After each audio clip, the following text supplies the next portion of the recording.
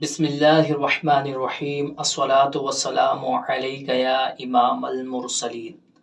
آج انشاءاللہ الرحمن سلسلہ مشکل جملوں کی ترکیب کے اندر ہم اس جملے کی ترکیب کریں گے۔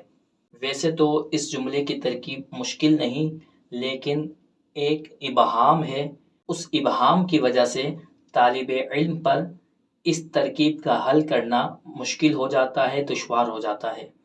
اور وہ مشکل کیا ہے؟ وہ مشکل یہ ہے کہ طالب علم قدمتنی اس کو باب تفعیل سے فعل سمجھتا ہے، یعنی قدمت اس پورے کو فعل سمجھتا ہے، اور صیغہ واحد مؤنث اس کو وہ سمجھتا ہے، قدما قدما قدمو قدمت قدمت، اور اس نون کو نون وقایہ سمجھتا ہے، اور اس یا کو ضمیر منصوب متصل سمجھتا ہے۔ پھر اس کے ذہن میں یہ سوال آتا ہے کہ جب فاعل اس میں ظاہر ہو تو فعل فاعل کے مطابق آتا ہے۔ یہاں پر فاعل مذکر ہے تو فعل بھی مذکر آنا چاہیے تھا، مؤنث نہیں آنا چاہیے تھا، قدمت نہیں آنا چاہیے تھا، بلکہ قدمہ آنا چاہیے تھا۔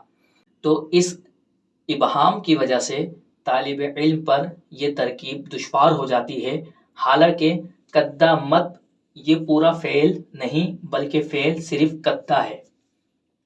قدہ کا معنی ہوتا ہے پھاڑنا، کسی بھی چیز کو پھاڑنا، اور یہاں پر یہ نون وقایہ نہیں بلکہ میم تا نون یہ پورا ایک لفظ ہے، یہ اسم ہے، متنن اس کا معنی ہوتا ہے کمر، اور یہاں پر یا ضمیر مفعول بہ کی نہیں، ضمیر منصوب نہیں، بلکہ یہاں پر یہ ضمیر مجرور ہے، کیونکہ اسم کے ساتھ ملی ہوئی ہے۔ جو ضمیر اسم کے ساتھ ملی ہوئی ہو وہ ضمیر مجرور متصل ہوتی ہے، لہذا فاعل یہاں پر اس میں ظاہر ہے، مذکر ہے، تو فعل بھی مذکر ہے۔ اس کا ترجمہ کیا ہوگا؟ قدہ پھاڑا، متنی میری کمر کو، زیدن زید نے، فل حربی جنگ میں، یعنی جنگ میں زید نے میری کمر کو پھاڑا، زخمی کیا۔ ترکیب کیسے ہوگی؟ قدہ فعل، متنی مضاف،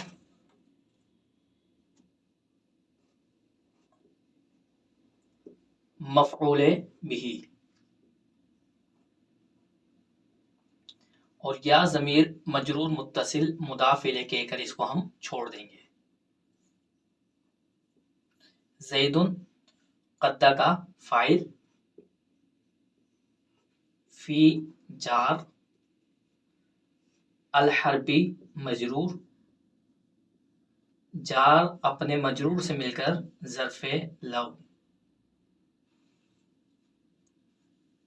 فعل اپنے فاعل ظرف لو اور مفعول بہ سے مل کر جملہ فعلیہ خبریہ ہوا۔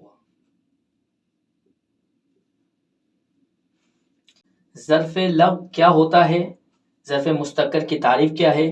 اس کے متعلق ایک مکمل تفصیلاً ویڈیو اپلوڈ کی جا چکی ہے، آپ پلے لسٹ میں جا کر اس کو سماعت فرما سکتے ہیں۔ اللہ تبارک و تعالیٰ کی بارگاہ میں دعا ہے کہ اللہ تبارک و تعالیٰ اس علم کے نور سے ہمارے ظاہر اور باطن کو منور فرمائے۔ وما علینا الا البلاغ المبین۔